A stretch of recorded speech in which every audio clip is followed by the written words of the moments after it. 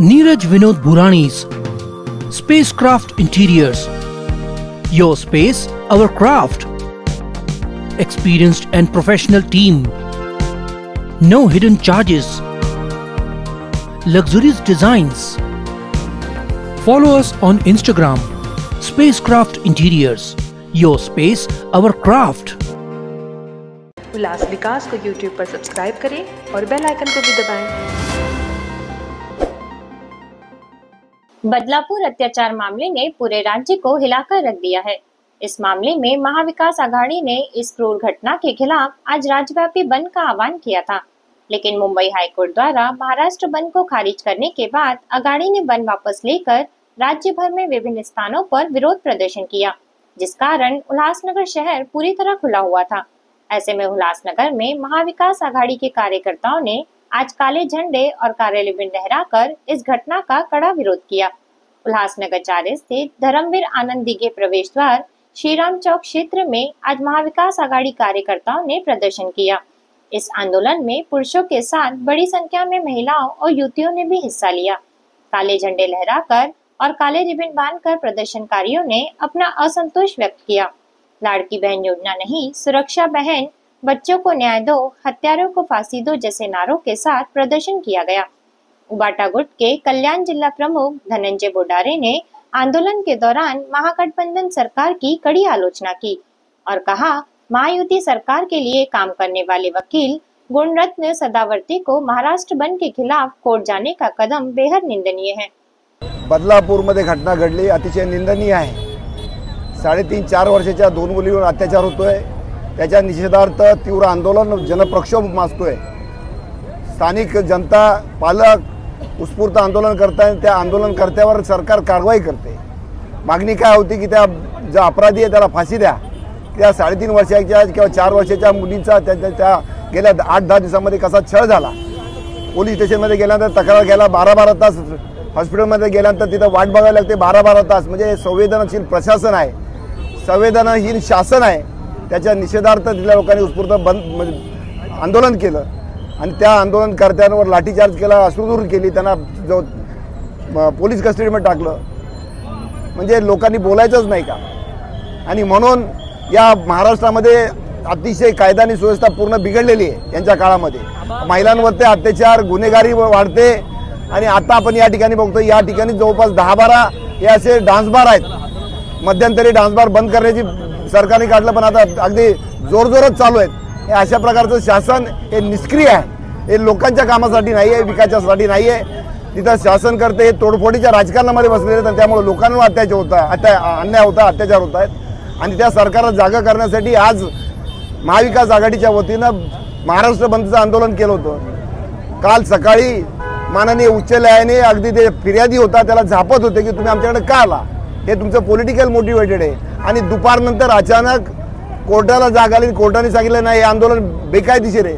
अशा प्रकारचं सरकार, अशा प्रकारचं कोर्ट जर 1947 पूर्वी असतं तर आतापर्यंत आपल्याला स्वातंत्र्य मिळालंच नसतं। कारण महात्मा गांधींनी चळवळ केली, असहकार आंदोलन केलं, बंद केले, हे असंच केले नाहीत। लोकांनी बलिदान दिलं, त्याचबरोबर असहकार चळवळ सुरू होती। आणि म्हणून या बंदच्या आणि अशा प्रकारच्या संविधानाने दिलेला आम्हाला, त्यानंतर तो संविधान आहे, तो आम्हाला अधिकार दिलेला आहे की शांततापूर्ण पद्धतीने लोकांचा जन आक्रोश हा बाहेर निघावा, नाहीतर त्याला वेगळं वळण मिळतं। हा दाबण्याचा प्रयत्न आहे, त्याचा उफाळून येऊन एक दिवस या महाराष्ट्रामध्ये एक विचित्र उत्क्रांती घडेल। म्हणून महाविकास आघाडीने काल ठरवलं होतं की बंद करायचं, परंतु हायकोर्टाने त्याला बंदी घातली। मी पुन्हा सांगतो की अशा प्रकारचं सरकार त्या काळी असतं तर आतापर्यंत आम्ही गुलामच असतो आणि ती गुलामगिरी पुन्हा आणण्याचा प्रयत्न या सरकारचा चालू आहे। त्याच्या निषेधार्थ काल महाविकास आघाडीने त्या मुलीला न्याय मिळेपर्यंत आम्ही निषेधाचे आंदोलन करणार, लोकांना जागृत करायचं काम। लोक जागृत झालेलेच आहेत, बरोबर आहे ना। लाडकी बहीण योजना, आता महिला मागणी करतात लाडकी बहीण योजना नको आम्हाला, 1500ने आम्हाला काय होणार नाही, तुमचं राशन फुकटणं, पण आम्ही जे आहे आमच्या कच्च्या बच्च्या मुलाबाळांचं आम्ही आमच्या मुलीबाळी या सुरक्षित राहावं एवढीच मागणी करा। माणूस जगतो त्या मुलांसाठी, पुढची पिढी, त्या पुढचं भविष्य, तेच जर धोक्यात आहे, शाळा या धोक्यात आहेत, रस्त्यावर अपराध घडत आहेत, रस्त्यावर नंगा तलवारी फिरणारी गांजा पिणारी मुलं फिरत आहेत, कसे सुरक्षित असणार आहे? आणि म्हणून हा जन प्रक्षोभ आहे। संपूर्ण महाराष्ट्रामध्ये हे निषेधाचे आंदोलन आहेत। आम्ही या सरकारचा निषेध करतो आणि अशा प्रकारचा अपराध पुन्हा या महाराष्ट्रात होऊ नये, हे छत्रपती शिवाजी महाराजांचा महाराष्ट्र आहे, हा डॉक्टर बाबासाहेब आंबेडकरांचा महाराष्ट्र आहे, हा शाहू फुले यांच्या विचारधारेचा महाराष्ट्र आहे. पण इथं गलिच्छ राजकारणामुळे महाराष्ट्र एक वेगळ्या दिशेला चाललेला आहे, एक अराजकतेकडे हा देश चाललेला आहे, महाराष्ट्र चाललेला आहे. CCTV मध्ये प्रदर्शित झालेलं आहे. त्यामुळे अशा प्रकारच्या अपराधाला तात्काळ शिक्षा झाली पाहिजे, फाशी शिक्षा झाली पाहिजे, जेणेकरून जरब बसेल आणि असे प्रकार पुन्हा या महाराष्ट्रात होणार नाही. 2 मुलींवर, चिमुरड्या मुलींवर, अगदी 3.5 आणि 4 वर्षाच्या त्या मुली आहेत, त्यांच्यावर जे अत्याचार घडला आहे तो अतिशय विकृत मानसिकतेचा आणि घाणेरडा आहे. ज्या वयात आपल्याला पोटात दुखलेल्या वेदनाही सांगता येत नाही, त्या वयात त्या मुलींना इतक्या तीव्र वेदना सहन करायला लागत आहेत. त्याबद्दल विचार केला तरी अंगावर शहारा येतो. ही घटना फक्त बदलापुरात नाही तर पुणे, लातूर, अगदी अवघ्या महाराष्ट्रात घडत आहे. आपलं राज्य सुरक्षित नाही, आपलं देश सुरक्षित नाही. या सरकारने नक्की करायचं काय ठाणलं आहे? महाराष्ट्रामध्ये आपण बघतोय, आज बदलापूरचंच आपण जर प्रकरण पाहिलं, ज्याच्याकडनं कृत्य घडलंय त्याला तुम्ही प्रोटेक्शन देता, ज्यांनी आंदोलनं केली आहे, ज्यांनी हक्काविरुद्ध लढायचा प्रयत्न केलाय, त्यांना तुम्ही राजकीय दृष्टिकोन देता की ही राजकीय पक्षांची आंदोलनं केलेली गोष्ट आहे. अरे तिकडे डोंबिवलीवरनं, कल्याणवरनं आपले जॉब सोडून आपली मुलींसाठी संरक्षण मागायला जी लोक आंदोलनं करत होती त्यांच्यावर लाठीचार्ज करणं, पोलिसांवर दबाव टाकणं आणि त्यांनाच निलंबित करून मोठेपणा घेणं, ही कुठली पद्धत झाली? ही कुठला प्रकार झाला? आमचा ह्या गोष्टीसाठी जाहीर निषेध आहे. आज 1500 रुपयाच्या लाडकी बहिणीची योजना आम्हा कोणालाच नको आहे. कुठल्याच आया बहिणीला आपल्या मुलीसाठी 1500 रुपये नको, ते तिला सुरक्षा हवी. शाळा असो, कॉलेज असो, स्वतःचं घर असो किंवा घराबाहेरील असलेला परिसर असो, सुरक्षित असेल तर ती आई खुश आहे, तर ती मुलगी खुश आहे, तर ती बहीण खुश आहे. हे राज्य असेल, हे केंद्र असेल, आमची एकच मागणी आहे. ज्या प्रकारे रातोरात्रमध्ये नोटबंदी होऊ शकते, सरकार बदलू शकतं, तसंच कुठेतरी महिलांसाठी सुरक्षिततेचा कायदा हा सुनिश्चित केला पाहिजे, हा लवकरात लवकर घडवला पाहिजे. आमची हीच अपेक्षा आहे. आणि या सरकारचं जोपर्यंत हे बदल घडत नाही तोपर्यंत आम्ही तीव्र निषेध करत राहू. जय हिंद, जय महाराष्ट्र. नुकतंच खासदारकीचं इलेक्शन पार पडलेलं आहे, तर सगळ्यांनी बघितलंच असेल की कशी वोट्सची कडकी झाली. म्हणून बहीण आजही लाडकी झाली.